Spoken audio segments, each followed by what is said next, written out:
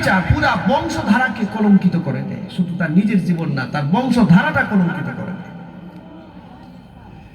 মারাত্মক এক গুনাহ বেবিচার, বংশধারায় গুনাহ লিখা হয়ে যায়।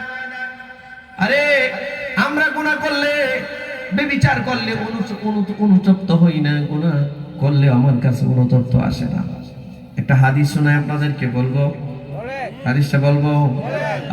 হযরতে মায়েজ ইবনে মালিক রাদিয়াল্লাহু তাআলা আনহু নামে একজন সাহাবী ছিলেন, রাসূলের সাহাবী। মায়েজ ইবনে মালিক নবীজির সাহাবী। তিনি এই ছেলে, এই বাচ্চাগুলো, এই তোমরা বাবা করো না, বাবা ডিস্টার্ব করো না। আমার একটা তবিয়ত হচ্ছে, আমি কথা বলে আশপাশে সাউন্ড করলে মনে করি যেমন কথাটা শুনতেছে না মনে হয়। আর আমি তো ফাউল কোনো কথা বলছি না, আমি বয়ানের মধ্যে কোনো ডিস্টার্ব করবেন না, কেউ ডিস্টার্ব করবেন না। হযরত মায়েজ ইবনে মালিক রাদিয়াল্লাহু তাআলা আনহু নবীর এক সাহাবী ছিলেন, একজন আনসারী সাহাবীর এক বাদী ছিল। বাদীটা সুন্দরী ছিল। এই বাদীর উপরে তিনি আসক্ত হয়ে গিয়েছিলেন। একদিন নীরবে তিনি বাদীর সাথে ব্যভিচারে লিপ্ত হয়েছে। মানুষ যখন গুনাহ করে, শয়তান যখন গুনাহ করায় মানুষকে, গুনাহটা সংগঠিত হওয়ার আগ পর্যন্ত থাকে। যখন গুনাহ হয়ে যায় শয়তান আর থাকে না, শয়তান আর থাকে না। জেনা যখন শেষ, ব্যভিচার যখন শেষ হয়ে গেছে, হযরতে মায়েজ ইবনে মালিক এবার চিন্তা লাগছে, হায়রে আমি তো নবীর একজন সাহাবী, এটা কি করলাম, এটা কি করলাম, আমি তো বরবাদ হয়ে গেলাম। আমি তো জেনায় লিপ্ত হয়েছি, ব্যভিচারে লিপ্ত হয়েছি। এই জন্য তিনি আর বাড়িতে যান নাই, সোজা দৌড়ায় নবীজির কাছে গেছেন। লক্ষ্য করেন আজকে আমরা এমন মানুষ নাই, খুব কম পাওয়া যায় আমরা জেনার সাথে জড়িত না। কেউ হয়তো শারীরিক জেনা করে, কেউ হয়তো চোখের জেনা করে। চোখে যদি আপনি একজন বেগানা নারীর দিকে বারবার তাকিয়ে থাকেন, এটাও একটা জেনা হয়, এটাও ব্যভিচার। এর থেকে নিজেকে রক্ষা করতে হবে। আমার বুঝে আসে না, আমাদের সমাজের নারীরা, যুবতী মাগুলো, বোনগুলো বেপরদায় চলাফেরা করে, নিজের শরীরটা দেখায় মানুষের কাছে চলাফেরা করে। আমার বুঝে আসে না, একটা যার মধ্যে আত্মসম্ভ্রম বোধ আছে, যার কাছে পার্সোনালিটি আছে, যে নারীর কাছে আল্লাহর ভয় আছে, এই মহিলাটা কি করে তার নিজের দেহটা মানুষের সামনে প্রদর্শন করে, আমার বুঝে আসে না। এই মহিলাটাকে শয়তান গ্রাস করে ফেলছে, যার কারণে এই অবস্থাটা। সুস্থ মস্তিষ্ক যার আছে, যে মেয়েটার মস্তিষ্ক সুস্থ, যে মেয়েটার মাথা ঠিক আছে, এই মেয়েটাকে আপনি জীবনে কোনোদিন পরপুরুষের সামনে নিতে পারবেন না। মায়েজ ইবনে মালিক জেনা করার পর, ব্যভিচার সংগঠিত হয়ে যাওয়ার পর, নিজে যখন অবসর নিয়েছেন, সাথে সাথে অনুতপ্ত তাকে গ্রাস করেছে। আমি কি করলাম, এটা কি করলাম, আমি একজন নবীর সাহাবী হয়ে ব্যভিচারে লিপ্ত হয়েছি। এই জন্য হযরত মায়েজ ইবনে মালিক রাদিয়াল্লাহু তাআলা আনহু আর কোথাও যায় নাই, দৌড়ায়া সোজা বরাবর নবীজির কাছে গেছেন। নবীজি মসজিদে নববীর মধ্যে বসা, নবীজির সামনে গিয়া বলেন, ইয়া রাসূলুল্লাহ, আমি জিনা করেছি, আমাকে আপনি পবিত্র করুন। অনুতপ্ত হৃদয়ের মধ্যে অনুতাপ আসছে, অনুতাপ। এই ভাই, 50টা বছর আমি গুনাহ করেছি, 70টা বছর আমি গুনাহ করেছি, এবং রানিং এখনো গুনার মধ্যে আমি শামিল, কিন্তু আমার হৃদয়ের মধ্যে কখনো এই কথা রিয়ালাইজ হয় নাই, আমি অ্যানালাইসিসই করতে পারি নাই, আমি অনুধাবনই করতে পারি নাই যে আমার তওবা করা উচিত, আর গুনাহ করা যাবে না, কারণ মরণ আমার যে কোনো সময় ডাক দিতে পারে। ঠিক কি না? আমরা আশায় বুক বাঁধতেছি, আরো 20 বছর, 50 বছর, 100 বছর বাঁচবো না। দাদার আগে নাতি চলে গেছে, আছে না এমন? বাবার আগে সন্তান চলে গেছে, আমিও কখন চলে যাব। আরে আসার সিরিয়াল মেইনটেইন হয় দুনিয়ায়, যাওয়ার সিরিয়ালটা কখনো মেইনটেইন হয় না। প্রিয় ভাইরা আমার, হযরত মায়েজ ইবনে মালিক রাদিয়াল্লাহু তাআলা আনহু ভয় পেয়ে গেলেন। নিজেকে পবিত্র করবার জন্য, অনুতপ্তের কারণে তওবার জন্য নবীজির কাছে দৌড়িয়ে গেলেন। গিয়া বললেন, ইয়া রাসূলুল্লাহ, আমি ব্যভিচার করেছি, ব্যভিচার, আমি জিনা করছি, লুকায় নাই। সুজা বলতেছে, ওগো আল্লাহর নবী, আমি ব্যভিচার করেছি, আমি গুনাহ করেছি, আমি জিনা করেছি। ইয়া রাসূলুল্লাহ, আপনি আমাকে পবিত্র করুন। আল্লাহ রাসূল সামনে গিয়ে বলছে, নবীজি চেহারা ঘুরিয়ে নিছেন, আবার ডান দিকে গেছেন। সাহাবী আবার রাসূলের ডান দিকে গেছে, গিয়া বলে, ইয়া রাসূলুল্লাহ, আমি ব্যভিচার করেছি, আপনি আমাকে পবিত্র করুন। নবীজি তার থেকে চেহারা ঘুরিয়ে বাম দিকে নিয়ে এসেছেন। সাহাবী আবারও বাম দিকে আসছে, রাসূলুল্লাহর সামনে এসে বলছে, ইয়া রাসূলুল্লাহ, আমি কিন্তু জিনা করেছি, আপনি আমাকে পবিত্র করুন। নবীজি তার থেকে মুখ ফিরিয়ে নিয়েছেন। রাসূল যেন তার কথাটা শুনতে চান না, কারণ নবী তো তারে ভালোবাসে। রাসূল তারে ভালোবাসে, এই জন্য তার কথাটা শুনতে চায় না। জিনার শাস্তি তো মারাত্মক। একজন বিবাহিত পুরুষ অথবা নারী যদি জিনা করে, শরীয়তে ইসলামের বিধান হচ্ছে অর্ধেকটা পর্যন্ত মাটিতে গেড়ে পাথর মেরে তাকে হত্যা করো। কার নির্দেশ? জোরে বলুন, কার নির্দেশ? আল্লাহর নির্দেশ, আল্লাহর নির্দেশ। রাসূল তো জানেন, সাহাবীও জানেন শাস্তিটা কি হতে পারে, কিন্তু বারবার রাসূলকে গিয়ে বলছেন, ইয়া রাসূলুল্লাহ, আমি ব্যভিচার করেছি, আমাকে আপনি পবিত্র করে দিন। নবীজি চতুর্দিক দিয়ে এভাবে ঘুরতেছেন। সাহাবী বারবার রাসূলের সামনে গিয়ে বলতেছেন, কতটুকু অনুতপ্ত হয়েছেন। আল্লাহর নবী ধমক মারছেন, যাও মিয়া, সরো। কি হাবিজাবি বলতেছো, যাও। নবীজির ধমকে হযরত মুয়াজ ইবনে মালিক মসজিদ নববী থেকে বের হয়ে গেছে। আবার অনুতপ্ত আসছে যে না, আমি গেলে চলবে না, যদি আমি মরে যাই, এখন মরে যাই, মরলে তো সোজা জাহান্নামে যাব আমি, আল্লাহ আমাকে ধরবে, এটা হবে না। আবারও ফেরত আসছে, এসে বলি, ইয়া রাসূলুল্লাহ, আমি মুয়াজ ইবনে মালিক বলছি, আমি জিনা করছি, নবী আপনি আমাকে পবিত্র করেন। হাদিসের মধ্যে আসছে, বুখারীর বর্ণনা বলছি, নবীজি আরেকটা ধমক দিলেন, তুমি গেছো এখান থেকে, ভাগো তো এখান থেকে, যাও। রাসূল এখনো কথাটা শুনতে চাচ্ছে না। কেন শুনতে চাচ্ছে না? এখন এটা রিসিভ করছেন না। কারণ হচ্ছে, রাসূল যদি এটা শুনতে চায়, মানে বা মেনে নেয়, তাহলে এই লোকটা নির্ঘাত মরণ ছাড়া কোনো রাস্তা। নবীজি আবারও ধমক দিলেন, যাও, চলো। নবীজির ধমক খেয়ে আবারও মুয়াজ ইবনে মালিক বের হয়ে গেছেন। আবারও ঘুরে আসছেন, এসে বলি, ইয়া রাসূলুল্লাহ, আপনি আমাকে ধমক দিচ্ছেন, ধমক না, আপনি আমাকে আরো কিছু করেন। নবীজি, কিন্তু এখন আর ফেরত যাব না, আমি কিন্তু ব্যভিচার করেছি, জিনা করেছি, আপনি আমাকে পবিত্র করে দিন। আল্লাহ রাসূল বলে, এই এদিকে আসো, তুমি কি পাগল? রাসূল বলছেন, আনতা মাজনুন, তুমি কি একটা মাজনুন, তুমি কি পাগল? বলে, না ইয়া রাসূলুল্লাহ, আমি পাগল না, আমি পূর্ণ সুস্থ। নবীজি বলেন, তুমি কি বুঝে শুনে বলতেছো, যা বলতেছো? বলে, হ্যাঁ ইয়া রাসূলুল্লাহ, আমি বুঝে শুনে বলতেছি, আমি যা বলতেছি। আল্লাহর হাবিব বলেন, তোমার বংশের লোকজনকে ডাকো, তোমার কওমের লোকজন ডাকো। নবীজি দেখেন, তাকে সেভ করার চেষ্টা করতেছেন। নবীজি তাকে সেভ করার চেষ্টা করতেছেন, কিন্তু সাহাবী এতটাই আত্মনিবেদিত, না না না, জিনার শাস্তি দুনিয়াতে হয়ে যাক, আমি যেন হাসরের মাঠে আল্লাহর সামনে জিনাকুর হিসেবে না দাঁড়াই।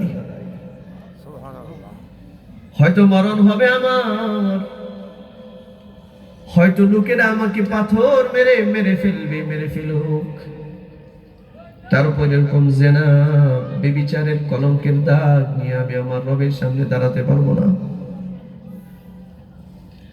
মুয়াজ ইবনে মালিক রাদিয়াল্লাহু তাআলা আনহু তার বংশের লোকজন নিয়ে আসছে। আল্লাহর নবী তার কওমের লোকদেরকে জিজ্ঞাসা করে, হে লোকেরা, এই যে মুয়াজ ইবনে মালিক, এটা কি সুস্থ না অসুস্থ, পাগল টাগল নাকি? লোকজন বলে, না ইয়া রাসূলুল্লাহ, মুয়াজ ইবনে মালিক তো পাগল না, সে তো সুস্থ মানুষ। আল্লাহর নবী মুয়াজ ইবনে মালিককে বলেন, এরে মুয়াজ, তুমি কি জানো, তুমি যা বলতেছো এটার বিচারটা কি হতে পারে? মায়াজ ইবনে মালিক বলেন, ইয়া রাসূলুল্লাহ, আমি জানি বিচারটা হবে আমাকে অর্ধেকটা পর্যন্ত মাটিতে গেড়ে পাথর মেরে হত্যা করার নির্দেশ আপনি দিবেন, এটাই আমার বিচার। আমাকে মারার হুকুম আপনি দিবেন। আল্লাহ রাসূল বলেন, তুমি কি সত্যি জিনা করেছো কিনা? সে বলছে, ইয়া রাসূলুল্লাহ, আমি সত্যি জিনা করেছি। নবীজি আবার বলছেন, তুমি কি সত্যি ব্যভিচারে লিপ্ত হয়েছো? আবারও মায়েজ ইবনে মালিক বলেন, ইয়া রাসূলুল্লাহ, হ্যাঁ, আমি জিনায় ব্যভিচারে লিপ্ত হয়েছি। তিনবার নবীজি জিজ্ঞাসা করার পর সাহাবায়ে কেরামদেরকে বলতেছেন, যাও এর মরুভূমিতে নিয়ে যাও, অর্ধেকটা পর্যন্ত মাটিতে গেড়ে পাথর মেরে মেরে ফেলো। মায়েজ ইবনে মালিক হাদিস বলছি শুনেন। আপনারা আমরা যারা এখানে বসা, যারা ফেরেশতার মতো বসা আছি এখানে, নিজের জীবনটা একটু পিছনের দিকে তাকায় দেখেন, আপনি কত বড় ফেরেশতা। একটু পিছনে তাকায় দেখেন, একটা দুইটা জিনা নয়, কত জাতের জেনার সাথে আপনি আমি জড়িত হয়ে আছি। আল্লাহ সাত্তার, আল্লাহ গুনাহ গোপনকারী। আল্লাহ সাত্তারিয়াতের কারণে আপনার আমার জেনার, আপনার আমার বেবিচারের গুনাহটা মানুষের সামনে প্রকাশ পায় নাই। আর যদি প্রকাশ পাইতো, সম্মানের আসনে বসে থাকবার সুযোগ ছিল না। ঠিক কিনা জোরে বলতে হবে। যখন পাথর মারে, লোকজন অর্ধেকটা পর্যন্ত মাটিতে গেড়ে যখন পাথর মারতেছে, হায় রে, বড় বড় পাথরের টুকরা হযরতে মায়েজের মাথার মধ্যে গিয়ে পড়তেছে। মাথাটা দ্বিখণ্ডিত হয়ে গেছে। হযরতে মায়েজের নাকের মধ্যে পড়েছে, নাকটা ফেটে ভেঙে গেছে। চেহারার মধ্যে পাথর মারতেছে, পাথরের আঘাত। পাথর কিন্তু দাঁড়ালো হয়, দাঁড়ালো। এই দেহের অঙ্গগুলো চূর্ণ বিচূর্ণ হয়ে যাচ্ছে। কষ্টটা সহ্য করতে পারছিলেন না। নিজেকে কোনো রকম ভাবে, মানুষ তো এটা মানুষকে যতই মারুক না, সে নিজেই অনুতপ্ত হোক না কেন, পাথর মারতে মারতে, চতুর্দিক দিয়ে পাথর মারতে মারতে তো একটা মানুষ আর নিজেকে সংরক্ষণ করতে পারে না, হেফাজত করতে পারে না। নিজে হাত দিয়ে টান দিয়ে উপরে উঠে এটা দৌড় মারছে। হযরতে মায়েজের উদ্দেশ্য ছিল, আমার চেহারাটা অন্তত একটু বাঁচাই, মানুষ আমাকে মারুক, আমার অঙ্গ প্রত্যঙ্গ বাকিগুলো ভেঙে যাক। দৌড় মারছে। লোকজন যতক্ষণ পর্যন্ত গেছে, ততক্ষণ পর্যন্ত দৌড়াইয়া মায়েজ ইবনে মালিককে হত্যা করেছে। এটা হুদুদ কায়েম হয়েছে, ইসলামী শরীয়তের বিধান কায়েম হয়েছে। ভাইরা আমার, আল্লাহ রাসূল সাহাবীদেরকে বললেন, মায়েজের জানাজার আয়োজন করো। নবীজি জানাজায় যাচ্ছিলেন, কানের মধ্যে আওয়াজ আসছে, একদল মানুষ বলতেছে, মায়েজ ইবনে মালিক কত বড় বোকা, কত বড় পাপাচারী। নবী তাকে বাঁচাইতে চাইছে, সেভ করতে চাইছে, কিন্তু সে নিজেকে রক্ষা করে নাই। এটা পাপিষ্ট মানুষ। তিরস্কার করে কথা বলেছেন। আল্লাহ নবী কিচ্ছু বলেন নাই। রাসূল বললেন, এদেরকে ডাকো, এদেরকে নিয়ে আসো। এদেরকেও সাথে নিলেন। হাদিসের মধ্যে আসছে, জানাজায় যখন রাসূল যান, সামনে গিয়ে দেখে একটা মরা গাধা পড়ে আছে, মরা গাধা। এই মরা গাধাটা থেকে দুর্গন্ধ হয়ে গেছে, দুর্গন্ধ, পচা দুর্গন্ধ বের হয়েছে। যে দুইটা লোক সমালোচনা করেছিল মায়েজ ইবনে মালিককে, রাসূল বলছেন, তোমরা যাও, এই যে গাধাটা পচা, এই গাধার গোশত তোমরা খাও। তারা বলতেছে, ইয়া রাসূলুল্লাহ, এই পচা মরা গাধার গোশত কেন আমরা খাবো?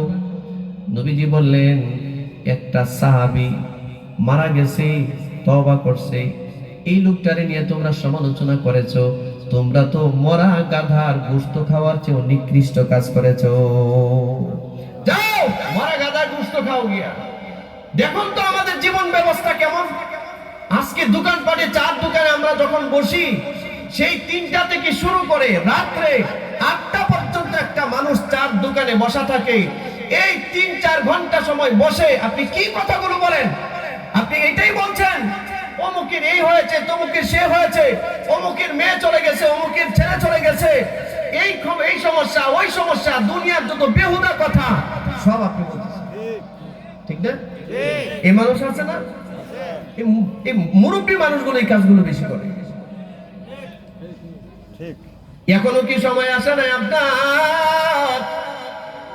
আলাম ইয়ানিল লাযীনা আমানু আন তাখশা কুলুবুহুম লিযিকরিল্লাহ। এখনো কি আপনার সময় আসে নাই?